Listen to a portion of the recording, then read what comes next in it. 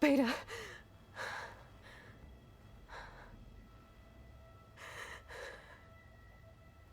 Varl.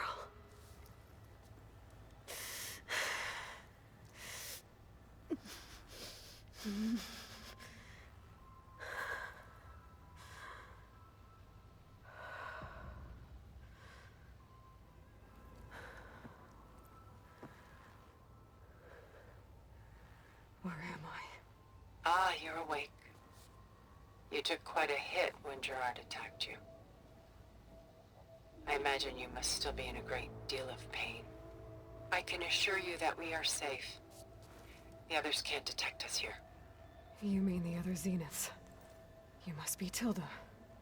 I wasn't sure if Beta would have told you about me. Where is she? Alive. And while she isn't where she wants to be, not in urgent danger.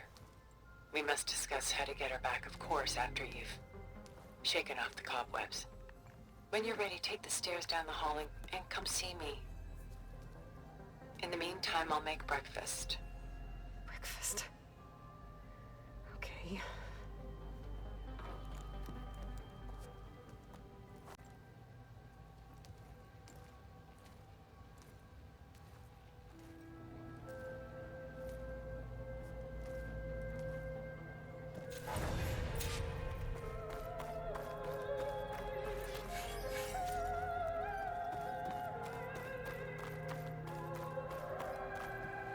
Why did Tilda bring me here?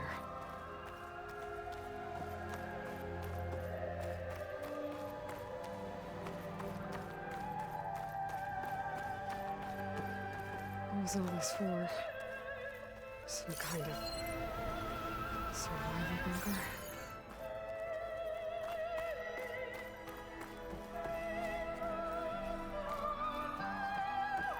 What is this? Just a few favorites from my collection. Rescued and stored here just before I went off-world. Take a look, if you like. I'm curious to hear your impressions. My friend is dead. Beta and Gaia are gone, and you want me to look at old paintings? Don't be so quick to dismiss the comfort we can find in art, or the insight we might gain. My favorite pairing on the left is Woman Reading a Letter by Vermeer, a true master.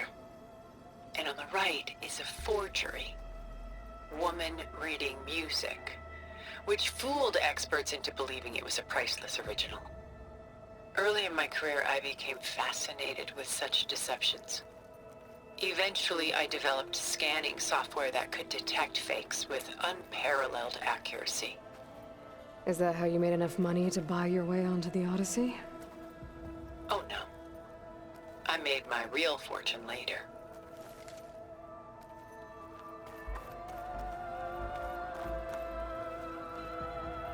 Selene and Endymion. She's the goddess of the moon, whereas he's a simple shepherd.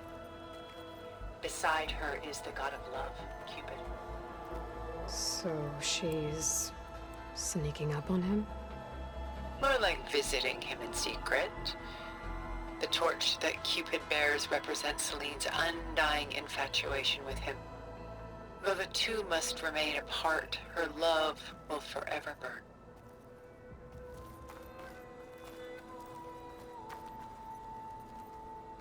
This is Rembrandt painting Jeremiah, a man in mourning. Mourning what? His home. The ancient city of Jerusalem. He foresaw its impending doom, but could do nothing to prevent it. So instead, he saved its treasures from destruction, just as I saved these works. You could say we're kindred spirits. A portrait of the painter, Rembrandt's son Titus, depicted in the habit of a monk. I don't get it. Why would someone like you, with infinite resources, care about this painting of a boy in a hood? It's not the image itself, but the feeling it conveys. The face is bright and defined, but his eyes are downcast, heavy with misfortune. and the background seems to swallow all light. The painting is infused with a sense of loss. I guess I understand how the painter feels. Rembrandt's The Night Watch, by far the most famous painting my homeland ever produced. It was commissioned to honor a militia made up of influential citizens. I guess you must have been an influential citizen. In my day. But not as influential as you've been in this new world. The Gust, by Willem van de Velde, the most famous of his many maritime paintings. A ship crossing into the unknown. I guess you're familiar with that. Indeed, which is why I appreciate this composition in particular. Though waves and wind threaten to destroy the ship, it perseveres, clinging to the light even as darkness closes in all around it.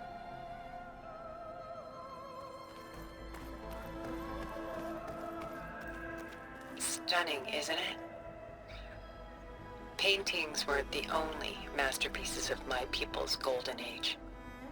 This is Van Vianen's Leaded Ewer, molded from a single sheet of silver. What was it for? How like Elizabeth you are. Function over form. Its practical purpose was less important than its meaning. Van Vianen created it in honor of his late brother, who himself was a famous silversmith. A memorial. Yes. Such beauty from sorrow.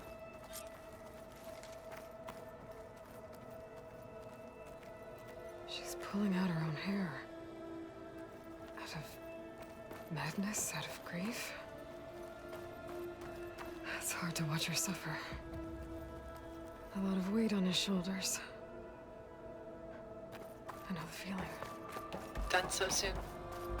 I've got more important things to worry about. We both do. There is much we are trying to save. Not the least of which is in that vault. There's nothing wrong with savoring such treasures for a moment.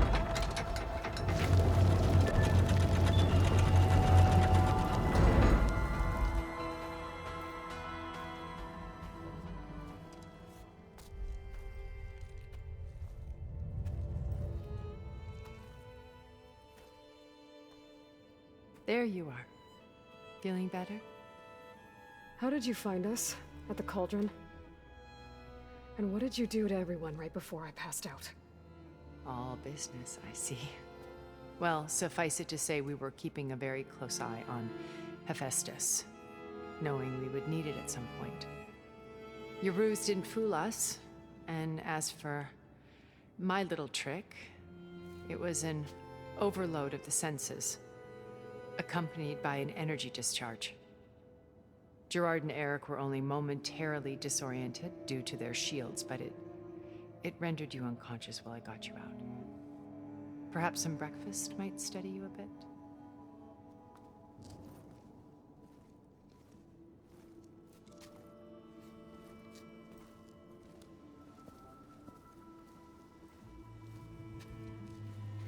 This was your house. The one you recreated for Beta, in the data channel you shared. How perceptive of you. Please, this way. After everything your people have done, you think I'm just gonna sit down and have a chat with you? They're not my people. They never were, and especially not now. You shot off into space with them, and lived with them for 1,000 years before coming back. So what made you suddenly turn on them? Quite simply, this. I held focus. You repaired it? But that means you've seen. Incredible things. What you've accomplished in 2 decades of life.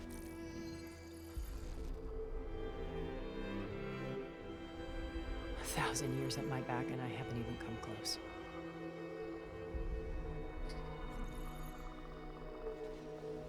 I'm sorry if I invaded your privacy, but I had to. In order to understand. To be enlightened. You truly are Elizabeth's blood. With her drive, her sense of mission, her integrity. Watching all this shamed me for the company that I've kept. Having seen it, all I want is to help you. Even if it means stopping your friends? Especially so. Please, sit down.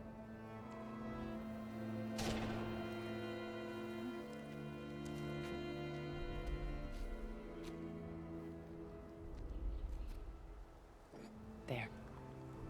That's better. Now, we must recover Beta and Gaia at all costs. By now, you must know that Gerard intends to use Gaia to reboot the Earth's biosphere. Remaking this world to specifications that would only suit us immortals. This process will kill every living thing on the planet. He calls it a clean install. Not if I stop him first. Not if we do. And once he and the others are gone, we can work together to fulfill Elizabeth's dream. I'm sure Beta told you that there's a build of the Apollo database on board our ship. A complete collection of human knowledge. With that and Gaia, we could do everything Elizabeth wanted. Heal the biosphere, educate the people of this world, uplift them. Create the world she imagined. Let's not get ahead of ourselves.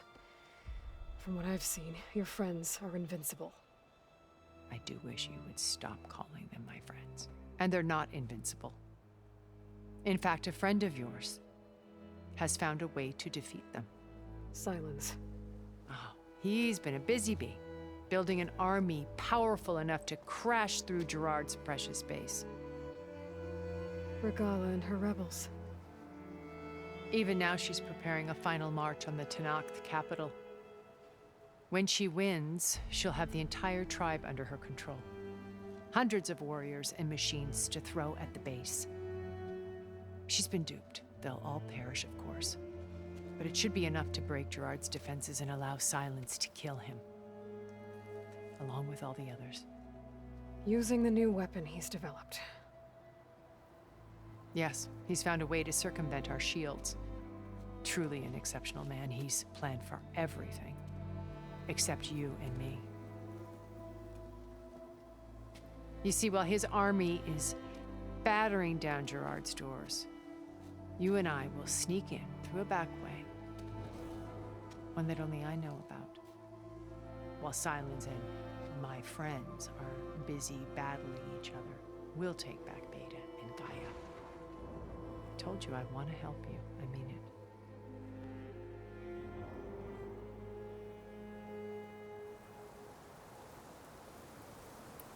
My old focus. How did you find it, let alone repair it?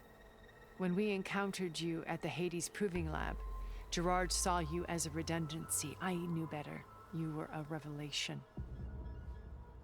After your dramatic escape, bravo, by the way. Gerard and Eric assumed you were dead and gave up the hunt. I wasn't so sure. When the others were busy, I returned to the lab and searched for any trace of you. That's when I found this little treasure. Not easy to repair, but certainly worth the effort. As I watched your life unfold, you were like a splash of color on a worn canvas. What Liz was, and more. Did you show it to the others? Of course not. It was your actions that inspired me to defy them. It's worth noting that if I hadn't found it and watched its contents, I wouldn't have known to save you at the cauldron. You'd be dead. So I should be grateful? If you like.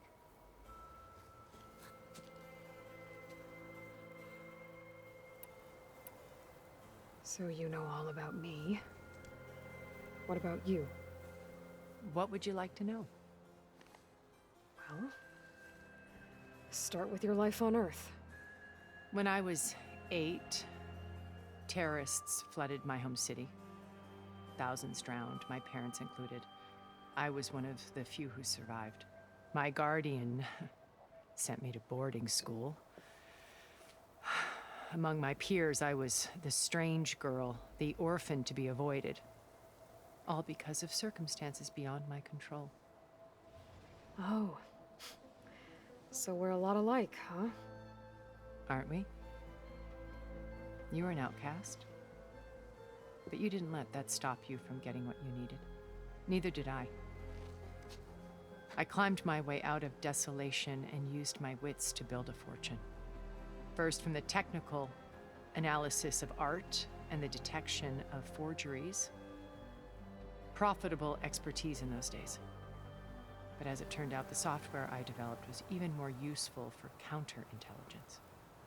From there, it was only a short step to gathering extremely valuable intelligence on my own. You were a spy? More like a service one could turn to for information. I had to remain anonymous, of course, to protect my privacy. But despite that anonymity, Far Zenith inevitably sought me out. What happened when Far Zenith approached you? They painted an irresistible vision of humanity's future. One where we need not fear illness or death, where we explored the furthest reaches of the stars and thrived. It was only later that I realized that they only intended to bequeath this future to the rich and powerful. By the time I finally figured it out, the walls were closing in, Pharaoh's machines were devouring the earth. So I accepted Far Zenith's invitation to a berth on the Odyssey. I wanted Liz to come, but she had nobler plans, as you well know.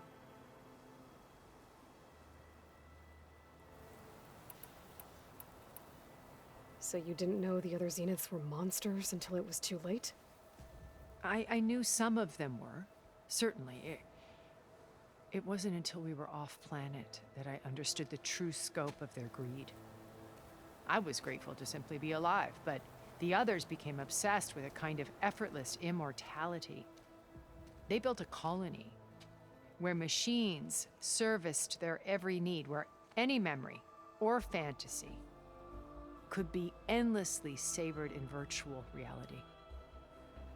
It wasn't life. It was stultifying, a pampered dream state. As the decades passed, I withdrew more and more, alone yet again, but this time with eons to consider my mistakes. Now finally, having met you, I feel like I have a second chance. To do what? Help you, of course. To fulfill Liz's dream, which isn't so different from Far Zenith's original vision. A better future for humanity.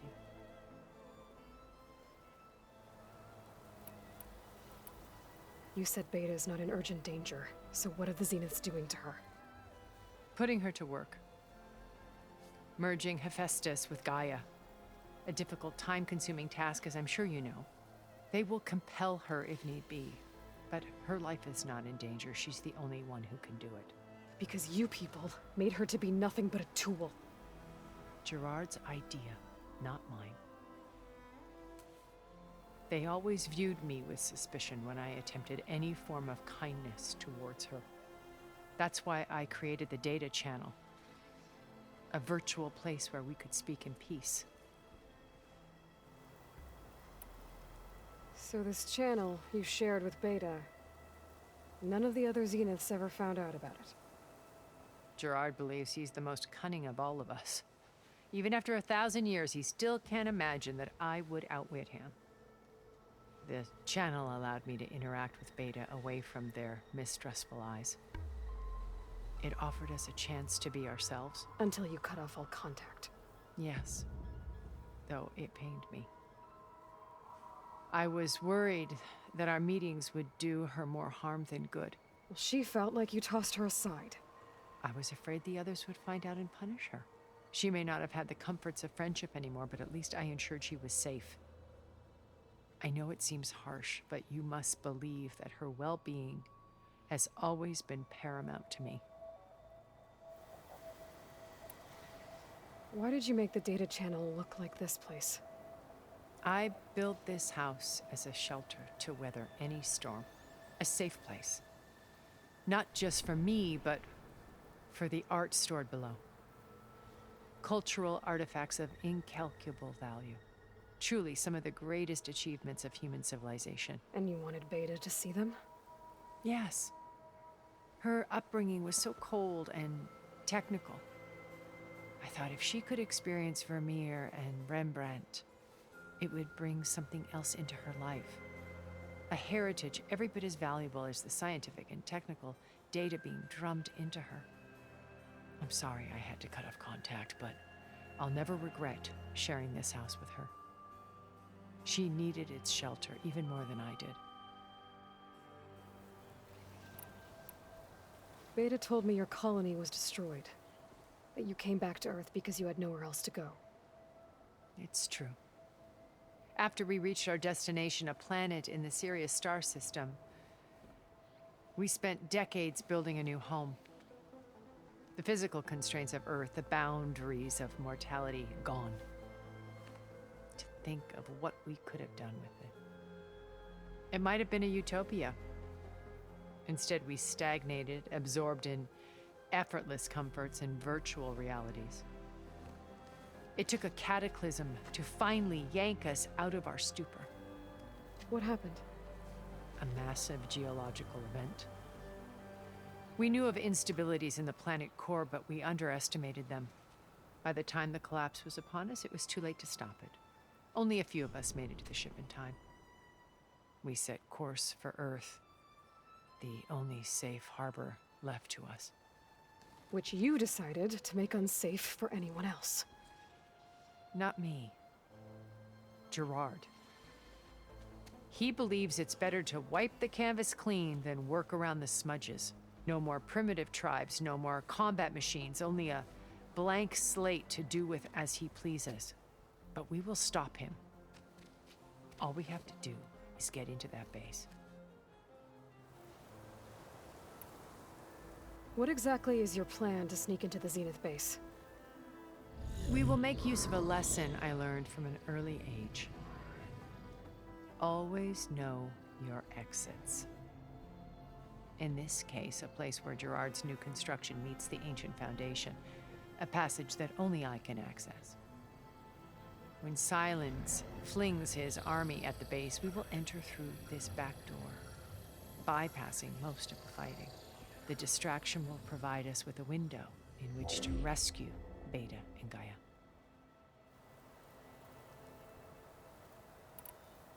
Once we're inside the base, where will we find Beta and Gaia? Here in the command center. By then, Gaia will have been reunited with all of its subordinate functions, including Hephaestus. What about the alpha build of Apollo on your ship? A simple matter of recovery once the others have been dealt with. With that in hand, we'll have everything we need to make this world as it should be. How do you know about Silence's plan? He isn't the only one adept at spyware. You hacked his focus? No, he's too careful for that. But his subordinates? Not so much. He gave additional focuses to the tribals he branded the Sons of Prometheus. The ones working with Regala. By tapping their focuses, I learned about most of his dealings. The distribution of override technology, the arming of Tanakh rebels, and the secret pact with Regala to attack Gerard's base. But how did he come up with a weapon that can take down your shields? That's the one thing I haven't been able to figure out, but however he did it, I'm quite certain it will work. With it and the Tanakh army, victory seems to be within his grasp. Such a shame he'll be disappointed. Regala's only interested in killing Hekarro and waging war on the Karja. What does she have to gain by attacking Zeniths? It's the price she must pay for her war. Without the ability to override machines, her little rebellion would have languished in the desert. So she trades with the Sons of Prometheus. Machines to help her overthrow Hikaru. In exchange for an assault on the base. Pride has deluded her into thinking she can actually survive such a battle. And all without ever knowing who the Sons of Prometheus really answer to. Yet for all of Silence's brilliance, still he underestimates you. That blind spot is what will allow us to take Beta and Gaia right out from under him. While hundreds of Tenakth are cut down outside. So you knew Elizabeth. What was she like? Liz was everything she was. I see in you. And more. Your ingenuity, your determination, your moral compass. You've managed to distill her greatest qualities and make them your own. I'm not asking about me. Tell me about Elizabeth. What was she really like? The honest answer is that I don't actually know. For all the time that I spent with her, she always kept a part of herself locked away. It was like that from the moment we met. So when you met Elizabeth, she was what? Distant? Aloof? Not aloof. Not exactly. It was a summit in Paris about machine learning, a touchy subject in those days, because regulatory authorities were just starting to clamp down on AIs.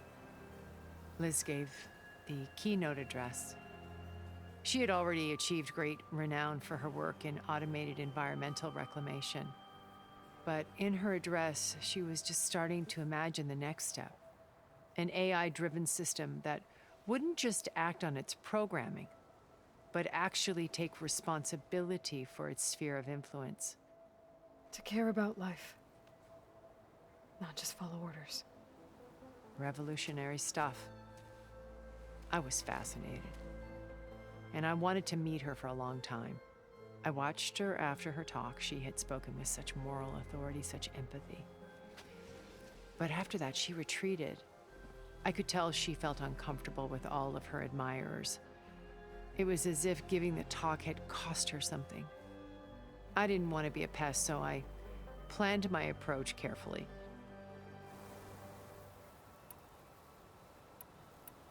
So how did you finally approach Elizabeth after her talk? I picked the right moment. The morning of the next day, right as she came back to the conference, she had just had her coffee. She was fresh, rested. It was like she had braced herself for the onslaught of colleagues. I asked if I could walk with her, then put forth a question about her talk that I thought was intelligent. Her answer made me realize it wasn't, but she was very welcoming. Almost as if we were previously acquainted. It was only halfway through the conversation that I realized she knew exactly who I was. It was quite a shock to me. My business was trafficking in secrets, and I took great pains to protect my anonymity. So that was Liz, perpetually one step ahead. I came to view our meeting as a metaphor for our friendship. She always seemed to know me far better than I knew her. I guess I know the feeling.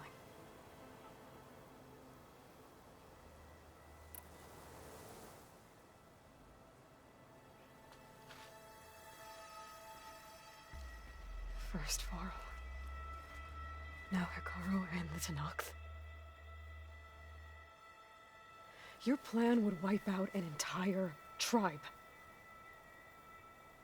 There has to be another way. We are in an admittedly desperate situation, but I assure you there isn't. Remember Zero Dawn. Elizabeth's sacrifice. Sometimes many have to die for a new world to grow. If it looks impossible, look deeper. Wait. The data channel. It still exists, doesn't it? I need you to open it.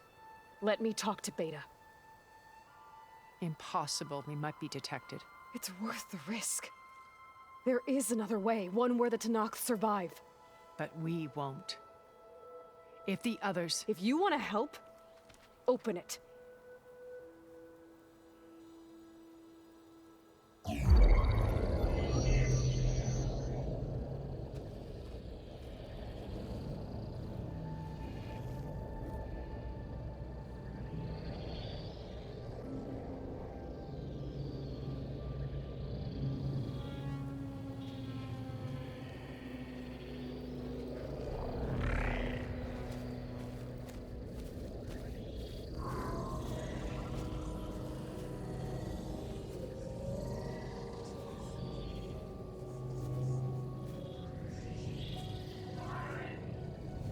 What are they doing to her?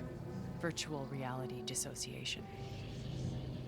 The manual merge of Hephaestus will take hours upon hours of tedious micromanagement. If she resists the work, they run simulations to induce feelings of isolation and despair. Beta, can you hear me? You're alive. They're watching me. I can't hold up this extra protection for long. You should have killed me. No. No, look at me. I'm coming for you. I promise. Okay? I just need you to hold out a little while longer and work on the merge.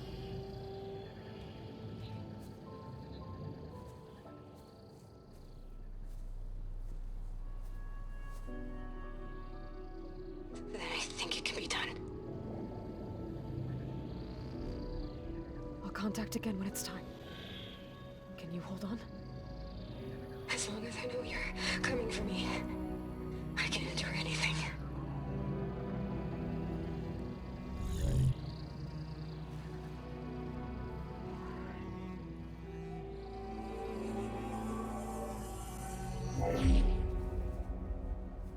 All right. I did as you asked. Now I think you need to tell me what you're planning. I'm going to take Sylens' army away. I don't need it. Only the weapon he made to penetrate your shields. And how do you propose to get it? Ask him nicely? Without Regala and her rebels, he won't have a choice. We'll be his only option.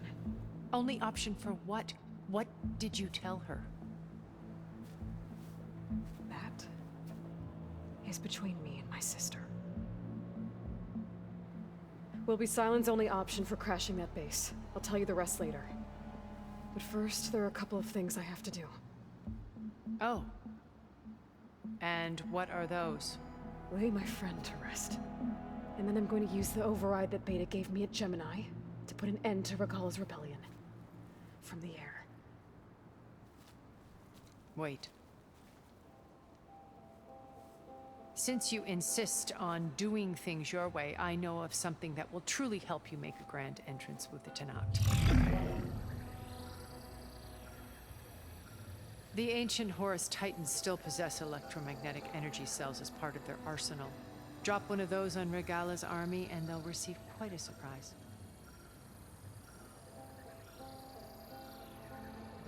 So go, do what you must.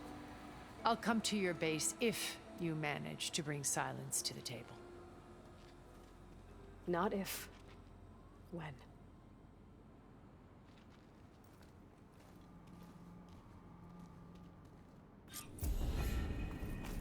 Erend, are you there? Aloy! Aloy, is that really you? Yeah, it's me. Where's everyone else? We're all... we're back at base. What happened? It might be easier to explain in person. I'll try to join you there when I can. Okay. We'll wait here for you. It's good to hear your voice, Aloy.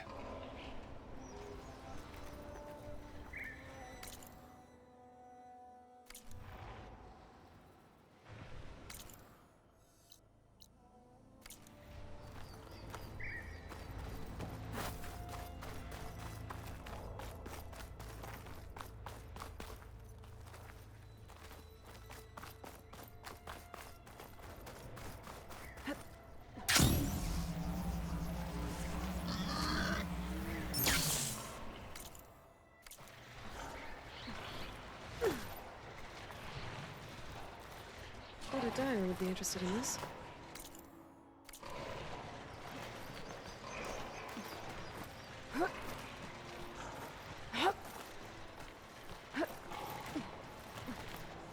Just to let you know, I'm now patched into your focus network. Great. I take it the other Zeniths can't hear us?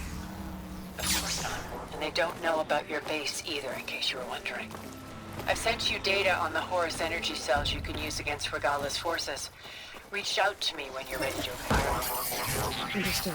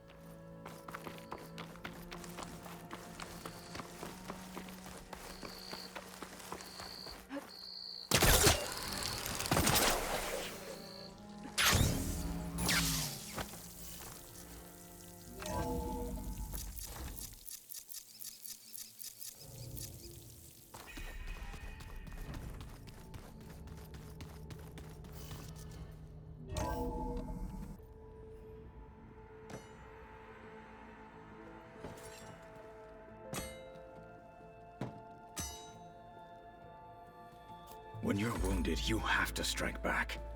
Draw blood. Hey! Can't I get one damn minute to mourn my friend? Regala is going to slaughter my tribe to overthrow Hikaru. The Zeniths have Beta and Gaia. We can't sit around wallowing in our losses. Kotallo's right. We must fight. Oh, all right. So what are we gonna do, huh? Take on all of Regala's rebels? Not to mention the Zeniths. What can we even do? Throw ourselves at their base? Something like that.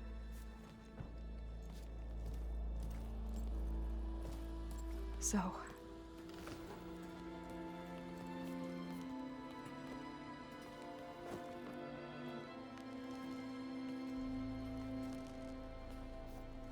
After we lost contact with you, we regrouped and went to Gemini. What happened? The recording we found on Varl's focus cut off when that Zenith, Eric... The Zeniths were tracking Hephaestus. When Gaia trapped it in Gemini, they knew where we were. After Varl tried to stop them. They took Beta and Gaia. I only survived because one of the Zeniths turned against the others to save me. One of them? Well... at least we didn't lose you too. So what do we do now? We're going to defeat the Zeniths. And get Beta and Gaia back. But first, we're going to stop Regalla. How? Back in Gemini, Beta gave me a gift. There's something I need to do first to make it work, but it could put an end to the bloodshed. Word is, Regalla's readying her army for an all-out assault on the Grove. I need to be there. I know. Go. Stand with Hekarro. And keep an eye on the sky. Strike true as the 10. The rest of you, whatever preparations you need to make, upgrades, resupplies, get on it. It won't be long before we take the fight to the Zeniths. We'll be ready, Aloy. And when you're ready, meet me outside the east exit. I'd like to have a word in private.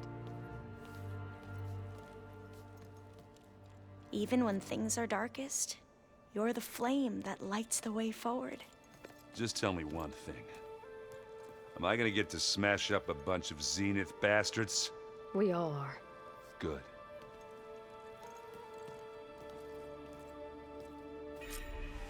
Before I do anything else, I should check on Zoe.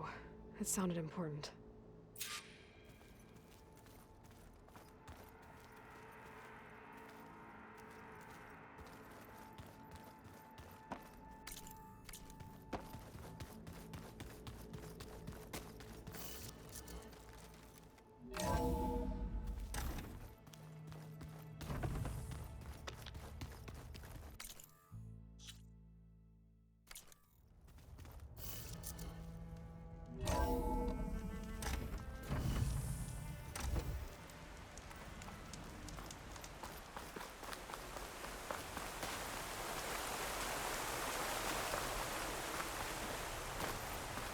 Over here, Aloy.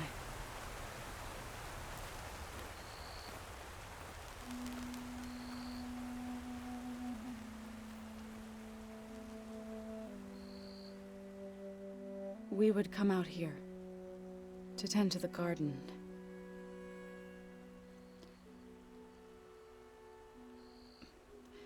Sometimes I needed fresh air. Other times we would simply sit and watch the sunrise. So when we returned from Gemini, it seemed fitting that he be laid to rest here. Now he can always look out at Plainsong and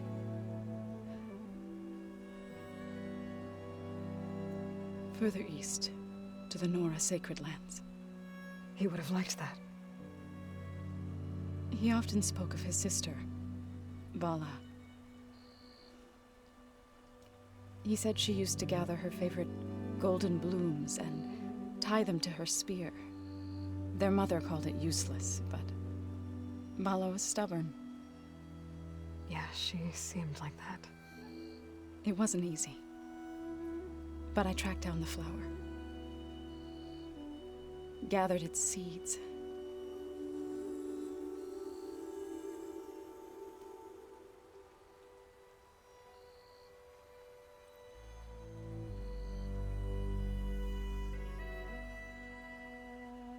As verdant limbs wither, roots rot in snow, still the seed rises, as certain as stone. From death follows new life. So it is with the land.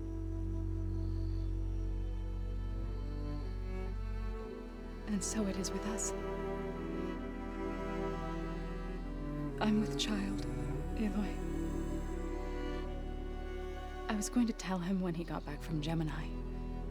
Instead, one day, I'll bring our child here. We'll sit among the blooms and watch the sunrise. I never got to tell him. To thank him. For saving my life, sure, but Also, for not giving up on me. He always knew.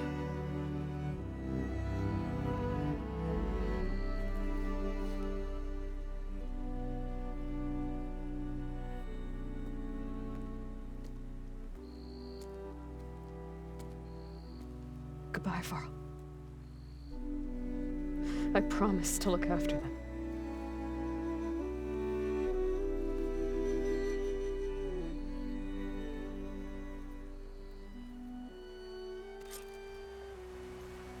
I'll try to visit again when I can. But for now, I need to go to the fabrication terminal to install the new override on my spear. Then I'll use it on a Sunwing and get ready for an entrance Regalla will never forget.